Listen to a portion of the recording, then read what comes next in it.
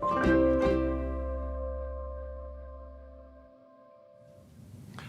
I'm Dr. Steve Grcevich. I'm the president and founder of Key Ministry.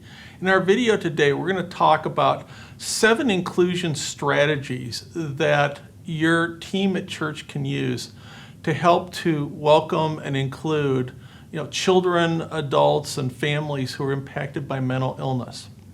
And so we have an easy way for you to be able to remember these 7 strategies. And the acronym that I would have you remember is TEACHER. So that our first strategy is going to involve how you build your inclusion team and who you want to include on that team. The second strategy involves evaluating your ministry environments and looking at ways of making the physical spaces in which you do ministry more welcoming for folks with mental illness.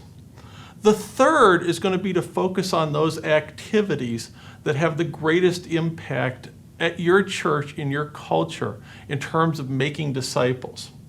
Fourth, we're going to talk a little bit about how you develop a communication plan to be able to respond to the need. Fifth, we'll look at what practical helps your churches might be able to offer to share the love of Christ with families that have been impacted by mental illness. Sixth, we'll talk about specific education and support strategies that your church can use in terms of educating your own people and your own leadership and providing a resource to folks in your general community. And then finally, we'll talk about responsibility for ministry and how your inclusion team can delegate and empower the members and attendees of your church to be able to implement an inclusion plan. So let's start first by talking about the notion of who needs a seat at the table. And if you're interested in developing an overall inclusion strategy for your church, who are some people that you absolutely need to include? And so, back when they made the movie City Slickers, Jack Palance was playing this old cowboy who was teaching, various wealthy guys who had gone off to learn how to be cowboys. And he talked about the importance of the one thing and identifying the one thing. Well, the one thing that's most essential if you're going to be able to develop an effective mental health inclusion ministry and an inclusion strategy is engaging the support of your church's senior leadership. Your senior pastor and your board of elders or whoever is responsible for governance in your church needs to explicitly give their approval to this type of effort for it to succeed. Because an effective inclusion strategy is going to involve, all the key leaders in your church being able to work together in terms of looking at the specific barriers and obstacles in their area of ministry to be able to make mental health inclusion work for the families in your community. So that your senior pastor doesn't necessarily need to be part of your team, but they have to publicly endorse your team, and they have to be willing to support the specific strategies and the plan that the team ultimately develops. One of the things that's important is that you're going to want the different directors of significant ministries in your church to be involved with this plan. In our last video, we talked about how, family history of church involvement, is a significant concern when you have folks with mental illness. And that, inherently, mental health inclusion ministry is family ministry. Because, if mom and dad don't come to church, the kids aren't going to get to church.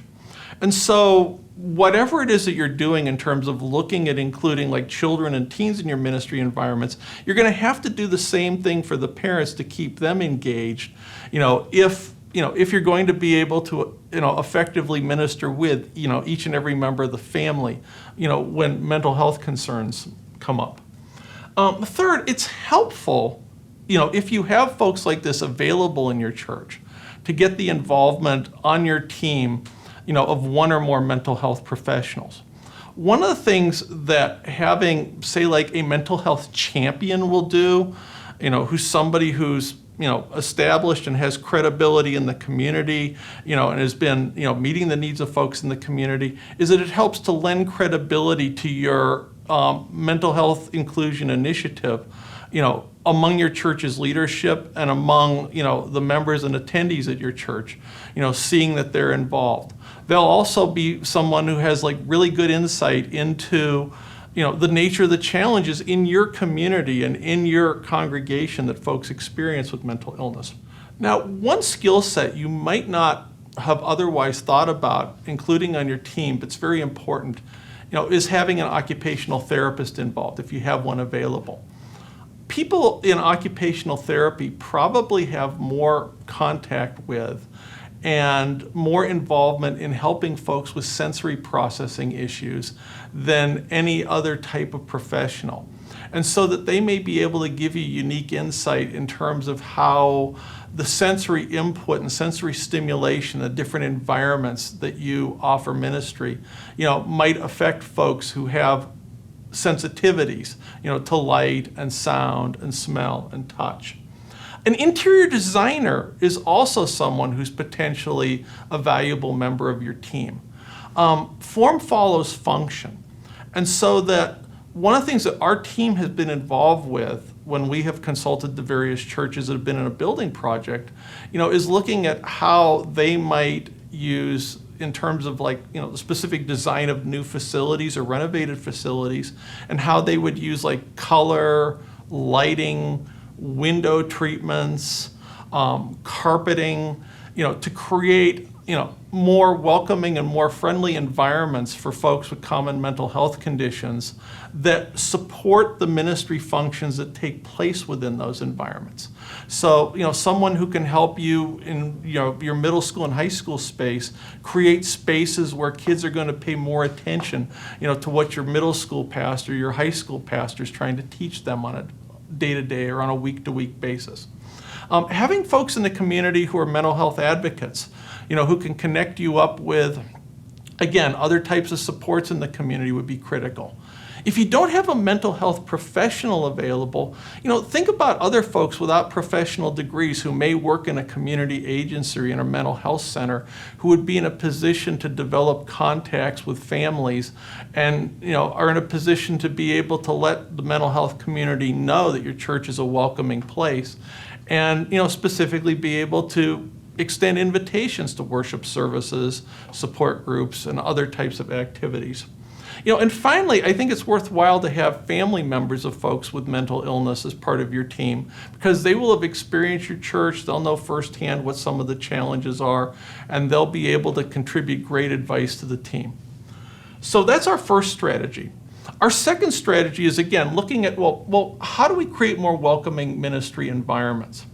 And so, again, part of what you're going to want to do is you're going to want to look at the spaces in which you're doing ministry now and think about, are there ways that we could redesign these spaces to use color, use lighting in ways that help folks to be able to maintain their focus and their attention on, the ministry content that's being imparted there. How do you get folks to remember and retain, the most important takeaways, say after a sermon or after a Bible study? One piece that a lot of folks don't think about when it comes to environments and mental health inclusion is signage. Because folks with ADHD, folks with other types of executive functioning differences, someone who's simply anxious and coming into your church for the first time, oftentimes will have a much more difficult time than other folks in remembering sequential information and directions. So the easier it is for them to find their way around your church's facility, the more positive an experience they're likely to have, and the more likely it is that they're going to come back on a regular basis. We touched, when we were talking about our inclusion team, at taking a look at the level of sensory input. Is the music too loud? Are the lights too bright? There's a fine line between engaging from a sensory standpoint and overwhelming, and thinking about how we can accommodate folks with a wide range of sensitivities into our ministry environments is really critical. And then finally, the way that we design our spaces, the lighting, the amount of stimulation that they experience, has a good deal to do with their capacity to be able to maintain self-control. So that, for someone who has issues with executive functioning, one of the things that folks wrestle with a lot is, and parents and adults ask me, well, can they or can't they control their behavior? In most instances, the issue is that they can, but it's harder for them to do it. And they have to devote more cognitive resources to maintaining self-control. Like a computer with too many windows open at once, the more sensory input someone with an executive functioning issue has to deal with, the more difficult time that they're going to have being able to maintain self-control and to meet the social expectations that you have for folks in your ministry environments. We have so much to cover here that I think we're going to go ahead and do a part 2, so that in our next video in this series, we're going to look at some more of the inclusion strategies that you might want to consider and incorporate into an overall mental health inclusion strategy at your church.